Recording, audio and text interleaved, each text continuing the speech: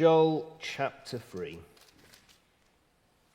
In those days and at that time, when I restore the fortunes of Judah and Jerusalem, I will gather all nations and bring them down to the Valley of Jehoshaphat. There I will put them on trial for what they did to my inheritance, my people Israel, because they scattered my people among the nations. They divided up my land. They cast lots for my people and traded boys for prostitutes. They sold girls for wine to drink. Now what have you against me, Tyre and Sidon, and all you regions of Philistia? Are you repaying me for something I have done? If you're paying me back, I will swiftly and speedily return on your own heads what you have done. For you took my silver and my gold and carried off my finest treasures to your temples. You sold the people of Judah and Jerusalem to the Greeks, that you might send them far from their homeland. See, I am going to rouse them out of the places to which you sold them, and I will return on your own heads what you have done. I will sell your sons and daughters to the people of Judah, and they will sell them to the Sabaeans, a nation far away. The Lord has spoken. Proclaim this among the nations. Prepare for war. Rouse the warriors. Let all the fighting men draw near and attack. Beat your plowshares into swords and your pruning hooks into spears. Let the weakling say, I am strong. Come quickly, all you nations from every side, and assemble there. Bring down your warriors, Lord. Let the nations be roused. Let them advance in the Valley of Jehoshaphat. For there I will sit to judge all the nations on every side. Swing the sickle, for the harvest is ripe. Come trample the grapes, for the winepress is full and the vats overflow. So great is their wickedness. Multitudes and multitudes in the valley of decision. For the day of the Lord is near in the valley of decision. The sun and the moon will be darkened and the stars no longer shine. The Lord will roar from Zion and thunder from Jerusalem. The earth and the heavens will tremble, but the Lord will be a refuge for his people, a stronghold for the people of Israel. Then you will know that I, the Lord your God, dwell in Zion, my holy hill. Jerusalem will be holy. Never again will foreigners invade her. In that day the mountains will drip new wine, and the hills will flow with milk, and all the ravines of Judah will run with water. A fountain will flow out of the Lord's house, and will water the valley of acacias. But Egypt will be desolate, Edom a desert waste, because of violence done to the people of Judah, in whose land they shed innocent blood. Judah will be inhabited forever, and Jerusalem through all generations. Shall I leave their innocent blood unavenged? No, I will not. The Lord dwells in Zion. Well, February the 24th is now permanently marked in Ukrainian history. Of course, we don't know where things will go from here. We're only 3 days in. But for the Ukrainian people, the 24th of February will always be the date that the Russian forces began a campaign of invasions and bombings. Wherever this goes, we, of course, must pray for peace and pray for those who have been affected by the war as well. There are many significant dates that we remember from history, aren't there? We're more than 100 years beyond it, but the 11th of the 11th will always be the day that we remember as Remembrance Day, because it's the day that World War I ended. The two numbers, 9/11, will forever be associated with the attack on the Twin Towers done by terrorists. Well, there is an unknown date coming in the future. And what happens on this date is so significant that it will far outweigh the significance of any dates that have come before, any dates that we remember in history. That future day is the day when Jesus returns to this earth. Our present world and our present experience will be all wrapped up. It will be the end of time as we know it. And everything from that moment on will be different. We remember the other significant dates because they are life and experience-changing events, aren't they? The end of World War I, it changes our experience. The attack on the Twin Towers, it changes our experience. But the day of the Lord will change our experience as humanity far beyond anything that has ever gone before. This is the day of the Lord, return of Jesus and the judgment of the world. So in the book of Joel, what we've seen so far is that God's people have been facing a disaster, a succession of locust plagues. They cry out to God for his help. And as they're doing that, it reminds them of this day that is coming, the day of the Lord. The greater disaster that outweighs their current disaster. Disaster at least for those outside his kingdom. And God responds to his people's cries. He saves them, he delivers them, and that reminds them of a day coming when God will save his people, when he will restore his people and pour out his Spirit on his people. And then you have chapter 3, which really takes those two aspects of divine judgment and salvation, of disaster and rescue, and it takes them a lot further. Explores them in just a bit more detail. So let's dive into this. And the first thing that we're going to see is that the nations will experience a day of judgment and retribution. So as chapter 3 begins, God is holding this in-person gathering of all nations. They all come to him. No group is off the hook. No people group. No one is able to escape this day.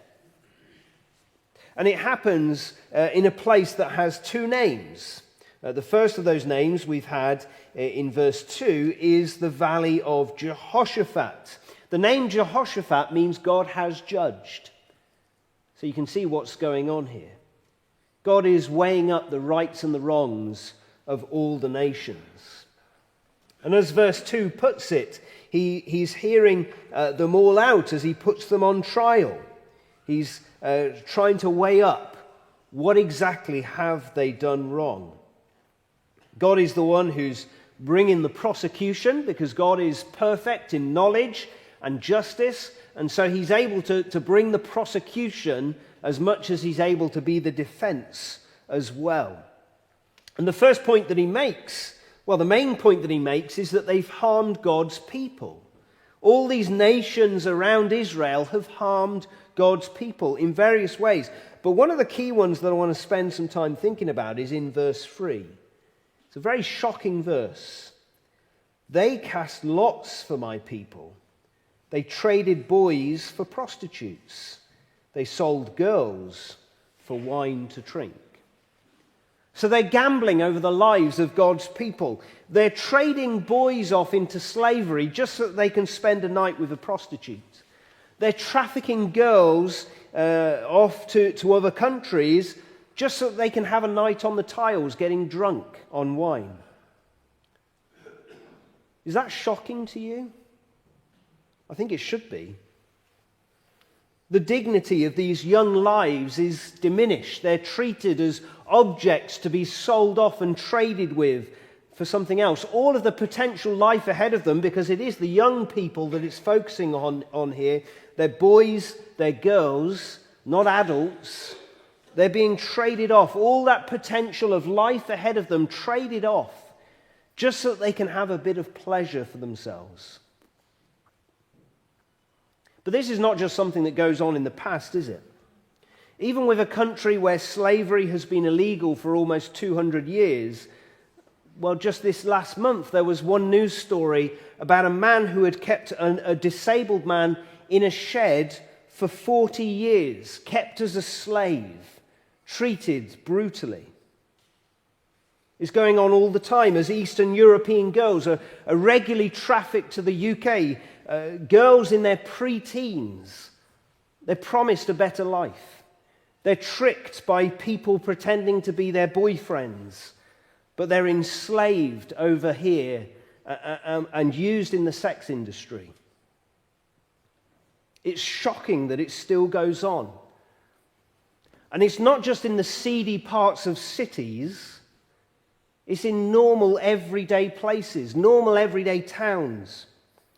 The most recent statistics that the Office of National Statistics has on this is that within the space of 1 year, 5,000 slavery offences happen within the UK. 5,000 in 1 year.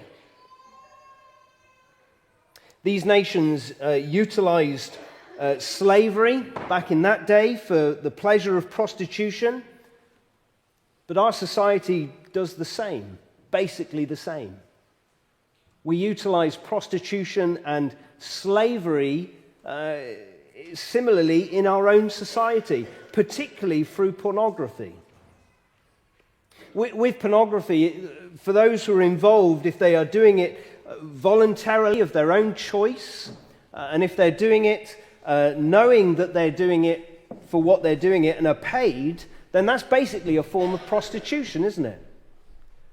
But the pornography industry is interlaced with people who are in it voluntarily and paid, along with those who have been trafficked.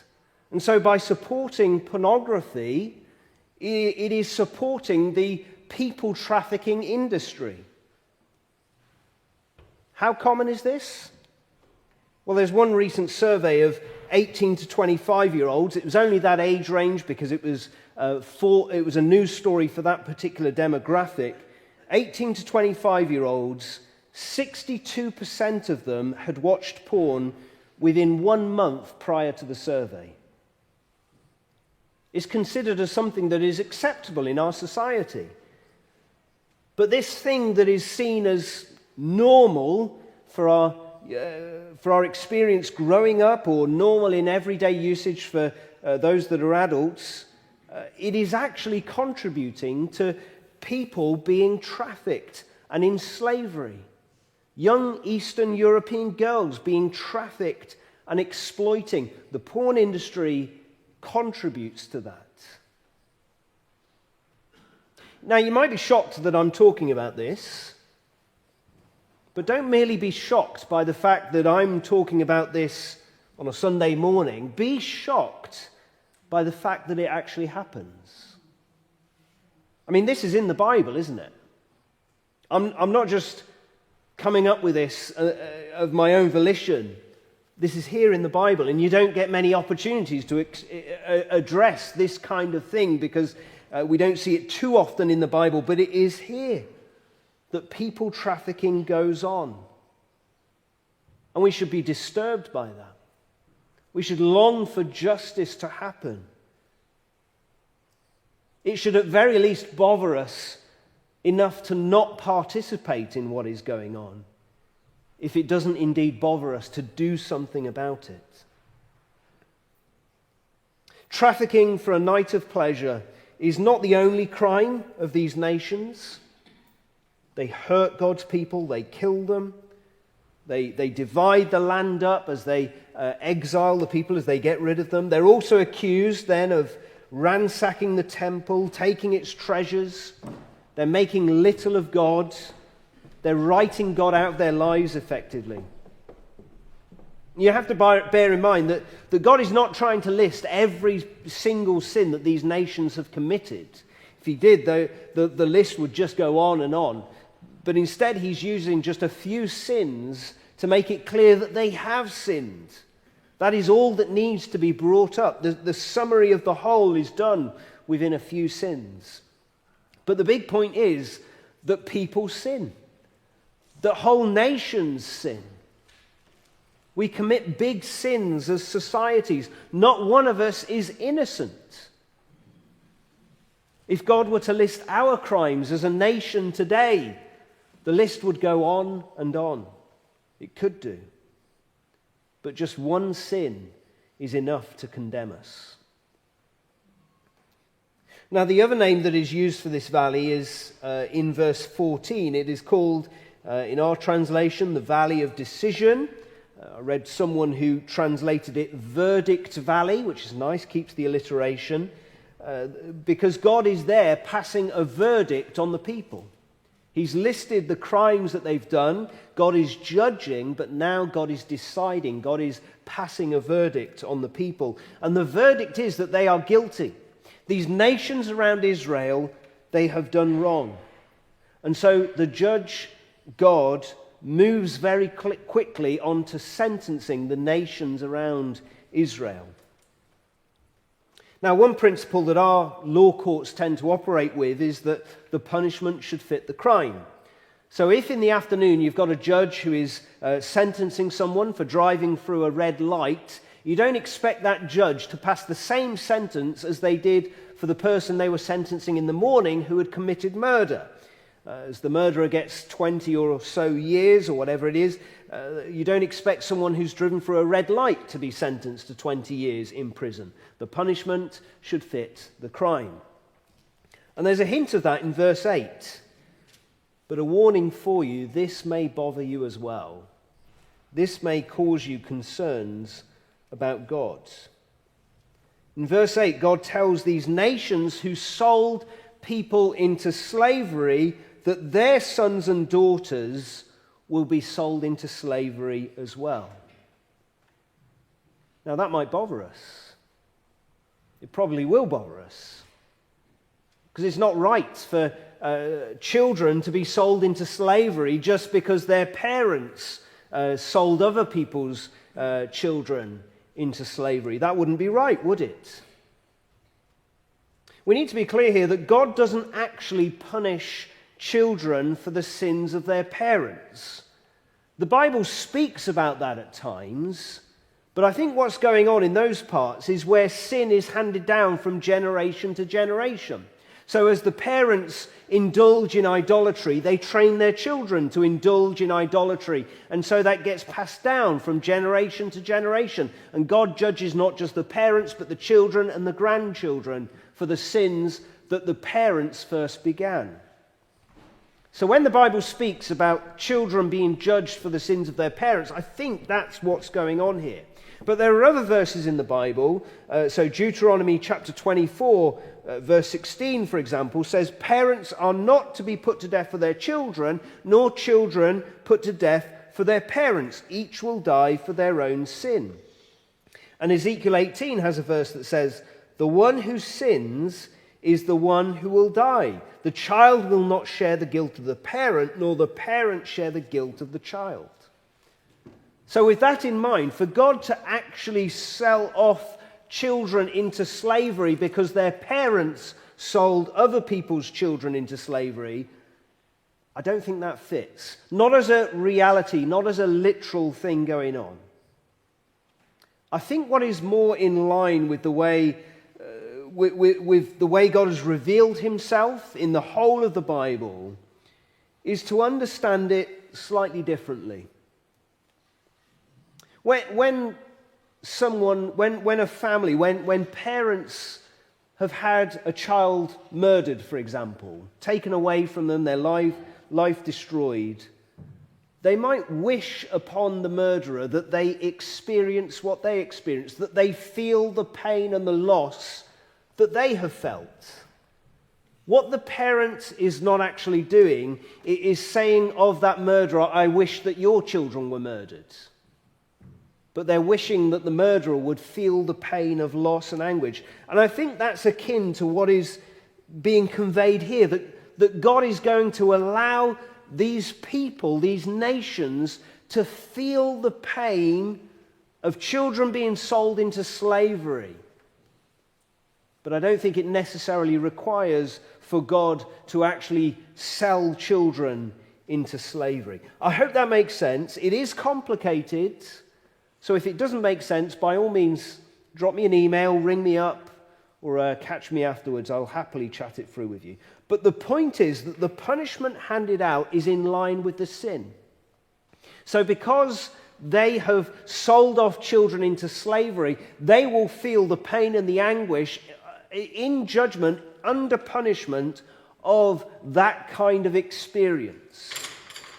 Because sin is so great, the punishment is also great. But it's not just out there, is it? Because our sin is great, the punishment we deserve is also great. The rest of the first half of this chapter, God is dishing out the judgment. And as God prepares to do this, there's actually an uprising. I don't know if you spotted that. But in verse 9, these nations that God is judging, they actually rise up against God.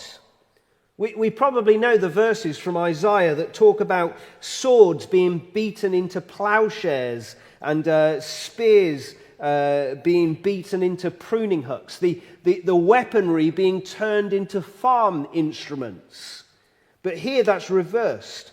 Farming tools are now being turned into swords because these nations are in uprising against God and they're going to use anything that they can to attack God. Even the weak within their nations are going to be part of the strong army that is rising up against God. So as God is acting in judgment, the nations are rising up in anger against God. They have turned on him. And yet very swiftly God brings down his army of warriors. And then the judgment happens. Verse 13 is very graphic there, isn't it? Where the nations are treated like they're grapes in a wine press. And in those days they would have had these vast tubs where they'd chuck in all of the grapes and someone would get in and just stamp on the grapes. And that's the image going on there. The judgment they deserve is being stamped until everything is squeezed out of them. The red juice of the grape, symbolic perhaps of the blood of the nations being squeezed out of them, the judgment of them as they're crushed underfoot in this metaphorical language that he's using. Now, I hope we're troubled and disturbed knowing that trafficking is going on in the UK, that our nation participates in the sins of the world. And if we are so disturbed, then when a trafficker meets justice, when they find themselves under a harsh punishment, there should be a sense of satisfaction for us. The crime that they commit is so great, it is horrific. So when they are judged and punished for it, we should feel a sense of satisfaction of justice. So when we think about what goes on an international scale, when we think of crimes that are committed, when we think of countries like Russia that are sweeping in and destroying a nation, we should long for God to act in justice and to treat those who have done wrong with the punishment that they deserve. We should long for this. We should have a real righteous sense of anger and desire for justice. But when we realize how great our own sin is, when we realize how much we also deserve God's judgment to fall upon us, when we realize that we too are paying the price for our sin. I mean, that's what judgment is, isn't it? Judgment is paying the price for sin. When someone is given a life sentence, it's because they have took a life. And they need a punishment upon them that is right and deserved. They need to atone for that sin by paying the price for that sin. The problem is that our sin is so great because we have offended a holy God that actually what we deserve is eternal condemnation.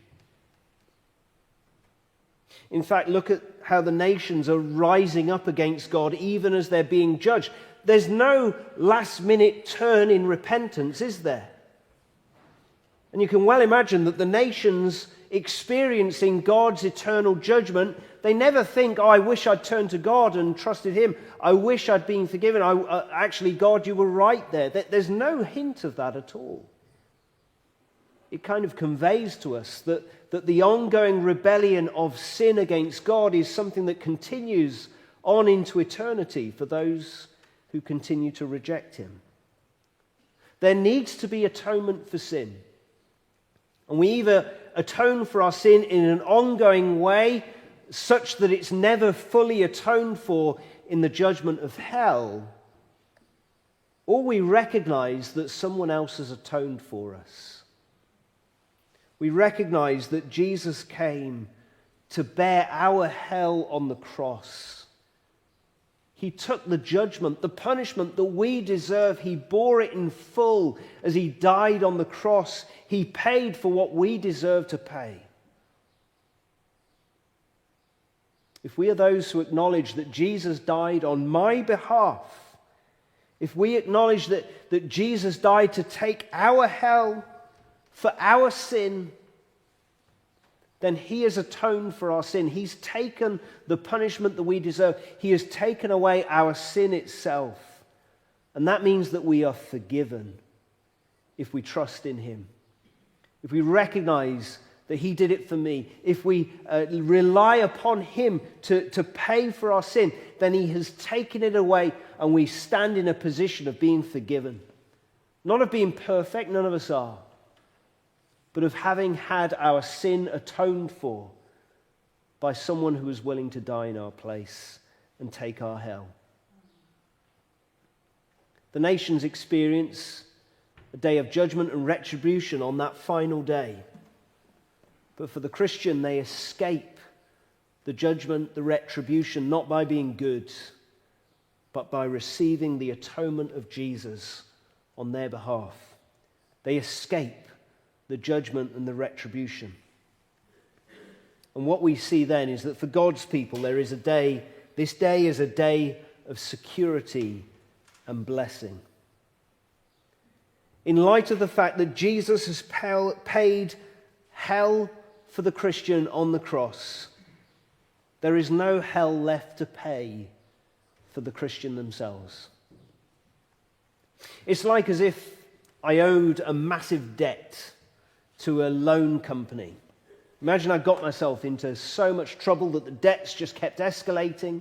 There was no way I could pay it off myself. But then a rich relative steps in and just pays off this loan company completely in full and gives me a load of money as well so that I don't have to live on the brink of loans in the future. If that's the case, then there's nothing left to pay, is there? If my rich relative has paid off my loan, I can't go to the loan company and say, here, have some more money. It's already been paid in full. And that's what Jesus does for the believer. As he died on the cross, he paid in full the debt that we owe. He wipes out our guilt and our sin, taking it away completely. And so for the Christian, for God's people, on this day of judgment, we are declared not guilty. Not because we are not guilty, but because our sin has been taken away. Not because we've never done anything wrong, but because the wrong that we have done has been paid for by Jesus. He chose to own our guilt for himself and pay it in full for God's people. And so, with there being nothing left to pay, there is no judgment to fall upon us. We're kept from God's righteous anger against sin because our sin is taken away. But we're also kept safe from this uprising that the nations have against God. I think in my understanding of things, there will be an uprising against God at the point just before Jesus returns, a time of persecution. But God's people will be kept safe as Jesus returns quickly and quickly puts an end. But have a look at how this is conveyed in verses 16 and then on into 17 as well. It says, "The Lord will return from Zion and thunder from Jerusalem. The earth and the heavens will tremble, but the Lord will be a refuge for his people, a stronghold for the people of Israel. Then you will know that I, the Lord your God, dwell in Zion, my holy hill. Jerusalem will be holy. Never again will foreigners invade her." Now, in these days, we often feel threatened, don't we? And not necessarily by persecution, though that's obviously true in other parts of the world. But we'll feel threatened in other ways, don't we? We have doubts. We have temptations that we feel we are going to give into. We sometimes feel like giving up when the going is hard as Christians. But God keeps us going. For those of us who truly love him and belong to him, he keeps us going. Through the times of doubt and temptation, the desire to give up, God keeps us going. But in that day when Jesus returns, we will be kept in him secure so that all of those threats upon us will be removed. If we were in a situation of great persecution, we would be able to say that in that day, when Jesus returns, no need to worry about persecution anymore, because no one will be able to persecute you. But for us, in our more comfortable environment, well, in those days, the doubts will be taken away. The temptations will be no more. The feelings of wanting to give up will be gone, because we will be kept safe in the Lord. He will be like this greatest castle in which we're able to live in safety and security with no threat able to get in. We will live with him, and he will live with us. But it's not just about the keeping of God's people safe, it's also of the abundance that he pours out on his people. We're truly able to rest in that time, rest from the threats of attack, but also rest easy, having all that we long for satisfied. Do you remember how we talked about the punishment for the nations being in line with their crime of trafficking people? Well, the blessing for God's people is in line with what they had suffered. So for the first chapter, the locusts destroyed all the crops. And do you remember that almost comical verse where it spoke about how the drunks of the town were supposed to be crying because all the wine had gone? There's no wine, and so even the drunks were supposed to cry about it.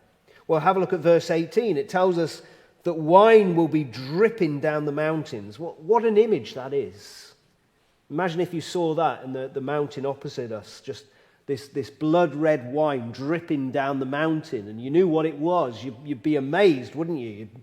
It'd just be an incredible thing, wouldn't it? Well, the image is given to us just to convey the sense of plenty. And not just the wine, but there's milk as well that's flowing down the hills. There's plenty of water. As in the first chapter, they were lacking almost everything. Now, in that day, they will have everything that they long for. There's plenty of everything. Plenty of water, plenty of greenery. And this is just a small taste of all that it's speaking of here, of all that God's people will experience in the day when Jesus returns.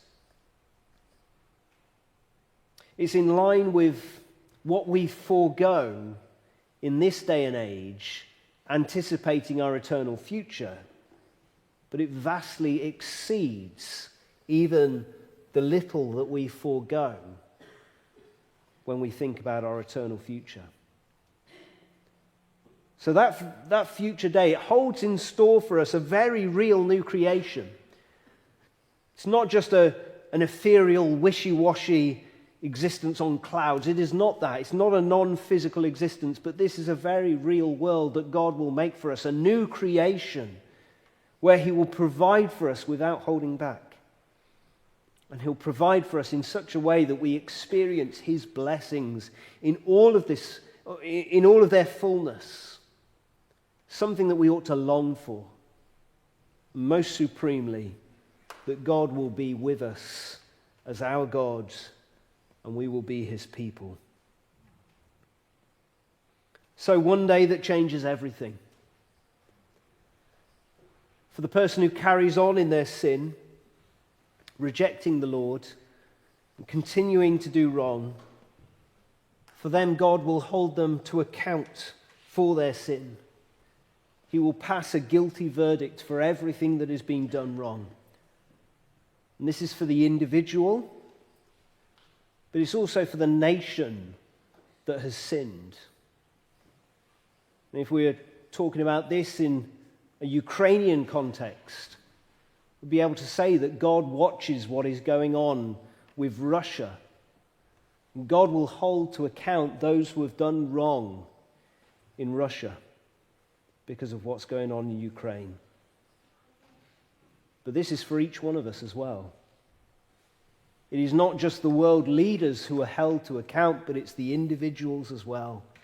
Nations and individuals, for all of our sin, we will be held to account before God for what we have done. And we all deserve it. We all deserve his judgment. So for those who continue in their sin, the judgment is passed that they are to remain under God's wrath forever. But for the one who recognizes that Jesus died on their behalf, the one who trusts in Jesus and says, he did that for me. He died for me and for my sin. He took the hell that actually I deserve. For the person who trusts in Jesus, they can know that their sin has been completely forgiven. They can know that hell has already been spent on Jesus, and so there's no hell left to pay.